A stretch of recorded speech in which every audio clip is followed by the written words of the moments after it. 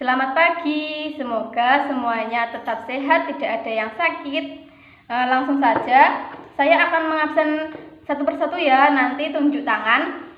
Dimulai dari Andika, Meifa, Yulia, Amalia, Aimatul Azizah, Aulia, Maya, Erina, Lukita, Muhammad Burhan Asisi, Muhammad Naufal Mirza, Muhammad Ivan Bahrudin, Muhammad Labib, Muhammad Rizki, Muhammad Eka Saputra, Rafeldo, Siti Taskiyatul Amalia.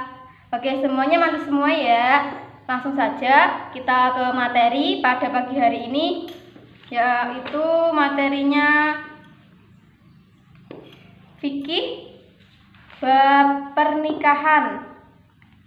Langsung saja dibuka halaman pertama, halaman 3. Di sini ada syariat pernikahan. Syariat pernikahan adalah syariat yang ditetapkan dalam ajaran Islam. Di sini ada dalil yang menguatkan, yaitu surat Ar-Rum ayat 21. Saya bacakan dulu. Bismillahirrahmanirrahim. Wa min ayatihi an khalaqalakum min anfusikum azwajan litaskunu ilaiha wa ja'ala bainakum mawaddatan wa rahmah. Inna fi dzalika laayatil liqaumin yatafakkarun. Yang artinya, dan di antara tanda-tanda kekuasaannya ialah Dia menciptakan untukmu istri-istri dari jenismu sendiri, supaya kamu cenderung dan merasa tentram kepadanya, dan dijadikannya di antara kamu rasa kasih dan sayang. Sesungguhnya pada yang demikian ini benar-benar terdapat tanda-tanda bagi kaum berpikir. Quran surat Ar-Rum ayat 21. Selanjutnya, pengertian nikah. Secara bahasa, nikah berarti berkumpul atau bergabung. Sedangkan menurut istilah, suatu akad yang mengandung beberapa hukum dan syarat rukun nikah, atau akad yang mengandung kebolehan melakukan hubungan suami istri dengan lafal nikah atau semakna dengan hal itu. Oke, dilanjutkan hukum menikah, yaitu ada 5. Ada mubah, sunnah, wajib, haram, dan makruh. Hukum asal menikah yaitu mubah. Mubah berarti boleh atau diperbolehkan. Inilah yang menjadi dasar utama hukum pernikahan. Hukum mubah berlaku bagi setiap seseorang yang tidak terdesak oleh alasan-alasan dan kewajiban atau mengharamkannya. Yang kedua, hukum sunnah. Hukum sunnah bagi orang yang ingin menikah, mampu menikah, dan mampu pula mengendalikan diri dari perzinahan walaupun tidak segera menikah. Yang ketiga, hukum menikah wajib, yaitu bagi orang yang ingin menikah, mampu menikah, dan ia akan khawatir akan perzinahan jika tidak segera menikah. Yang keempat, hukum makruh.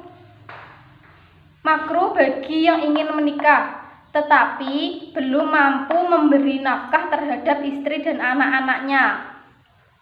Itu berlaku juga jika seseorang yang ingin menikah tidak mampu memberi nafkah batin untuk seorang istrinya, walaupun ia kaya dan mempunyai banyak harta. Hukum yang terakhir adalah haram. Bisa dikatakan haram apabila seseorang tidak mampu memberi nafkah batin maupun lahir kepada istrinya. Yang kedua, tidak mampu melakukan hubungan suami istri. Yang ketiga, tidak memenuhi rukun-rukun pernikahan. Yang keempat, tujuan pernikahan. Ada beberapa. 1. Memperoleh ketenangan hidup. Yang kedua, memperoleh rasa cinta dan kasih sayang. Yang ketiga, memperoleh kebutuhan seksual secara sah dan diridhoi Allah Subhanahu wa Ta'ala. Yang keempat, memperoleh keturunan yang sah. Yang kelima, mewujudkan keluarga yang bahagia dunia dan akhirat. Yang terakhir, meningkatkan ibadah kepada Allah Subhanahu wa Ta'ala. Selanjutnya yaitu rukun nikah. Rukun adalah sesuatu yang harus ada saat pernikahan berlangsung. Ini yang pertama adalah ada calon suami, yang kedua calon istri, yang ketiga ada wali, ada saksi, yang terakhir ijab dan qabul. Yang pertama adalah 1. Calon suami, yaitu laki-laki sudah dewasa, Islam, tidak dipaksa, bukan mahram istri, dan tidak sedang melakukan ihram haji atau umroh. Yang kedua yaitu calon istri. Calon istri dengan syarat wanita yang sudah cukup umur, bukan perempuan musyrik, tidak dalam ikatan perkawinan dengan orang lain, bukan mahram bagi calon suami. Yang ketiga adalah wali nikah. Wali nikah adalah orang yang menikahkan mempelai laki-laki dengan wanita atau mengizinkan pernikahannya. Wali nikah ada 2. 1. Wali nasab, yaitu wali yang mempunyai pertalian darah dengan mempelai wanita yang akan dinikahkan, seperti bapak kandung, kakek dari bapak mempelai perempuan, saudara laki-laki sekandung, saudara laki-laki sebapak, anak laki-laki dari saudara laki-laki sekandung, anak laki-laki dari saudara laki-laki sebapak, paman atau saudara laki-laki bapak. Yang terakhir, anak laki-laki dari paman. Yang kedua, ada wali hakim, yaitu kepala negara yang beragama Islam. Dilanjutkan, kewajiban suami dan istri. Pertama, kewajiban suami terhadap istri. 1. Memenuhi kebutuhan istri dan anak-anaknya secara baik. Ini termasuk sandang atau pakaian, pangan atau makanan, dan papan atau rumah atau tempat tinggal. Yang kedua, memperlakukan istri dan anaknya secara baik dan penuh cinta kasih, serta mengingatkan mereka dengan cara yang halus. Yang ketiga, memberikan pendidikan kepada istri dan anak-anaknya agar mereka semua tidak menjadi hamba Allah yang bodoh, terutama dalam perkara agama. Yang keempat, memelihara istri dan anak-anaknya, menjaga keduanya dari hal-hal yang membahayakan, baik dalam perkara dunia maupun akhirat. Yang kelima, mengajak atau memerintahkan istri untuk beribadah kepada Allah. Selanjutnya, kewajiban istri terhadap suami. 1. Mematuhi semua perintah suaminya. Apabila suaminya memerintahkan yang baik, haruslah dilakukan, dan jika suaminya memerintahkan hal yang jelek, maka harus ditinggalkan. Yang kedua, menjaga kehormatan suami, seperti menutupi aib keluarga dan suami. Yang ketiga, menjaga dan mendidik anak dari suaminya. Yang keempat, tidak melakukan hal-hal yang dibenci oleh suaminya. Yang kedelapan adalah mahram. Mahram adalah wanita yang haram untuk dinikahi. Adapun beberapa penyebab seorang wanita haram untuk dinikahi, yaitu 1. Dari pihak hubungan darah atau keturunan. 1. Ibu. 2. Anak perempuan. 3. Saudara perempuan. 4. Saudara perempuan bapak atau bibi. Yang kelima, saudara perempuan ibu atau bibi. Yang ketujuh, anak perempuan saudara perempuan. Anak perempuan dari saudara laki-laki atau keponakan. Yang kedua, dari sebab perkawinan. 1 adalah mertua perempuan termasuk mertua tiri. Yang kedua, anak tiri. 3. Bekas menantu perempuan. 4. Bekas ibu tiri. Yang kelima, haram nikah dengan cara mengumpulkan bersama-sama 2 orang, yaitu tiap-tiap 2 perempuan yang antara keduanya haram, seperti 2 perempuan yang bersaudara atau seorang perempuan dimadu dengan saudara perempuan bapaknya atau anak perempuan saudara dan seterusnya menurut pertalian mahram. Yang ketiga, dari sebab menyusu. 1. Ibu dan bapak tempat menyusu. 2. Saudara perempuan sepersusuan, baik saudara susuan sekandung, seayah maupun seibu.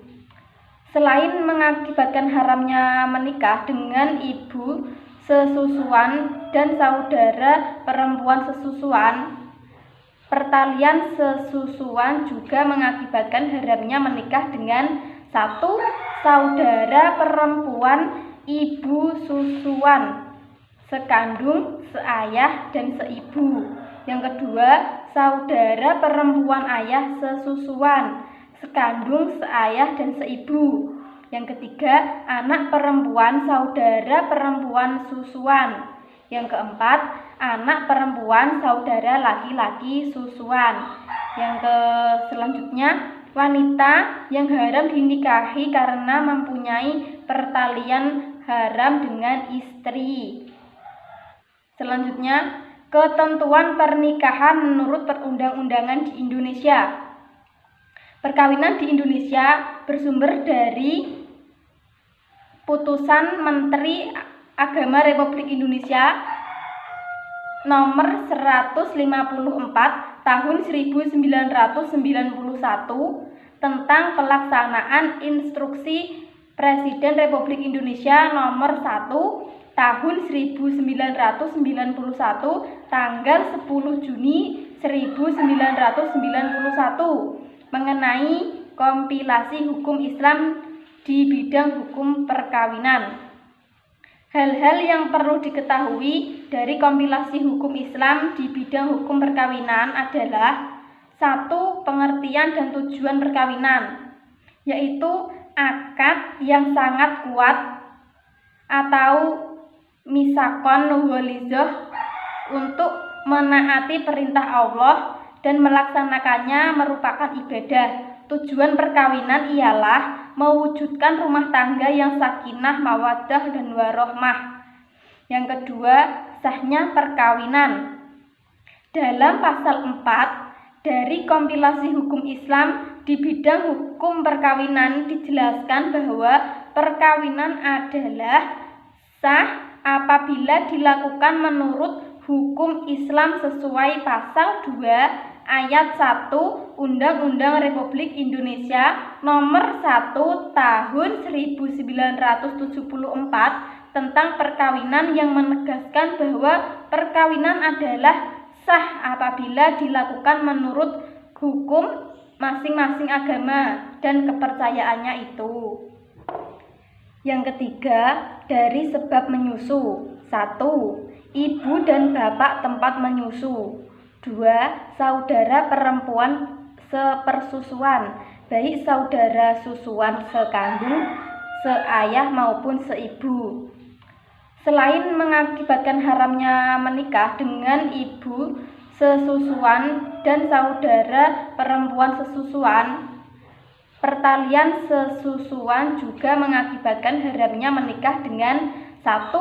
Saudara perempuan ibu susuan, sekandung, seayah, dan seibu.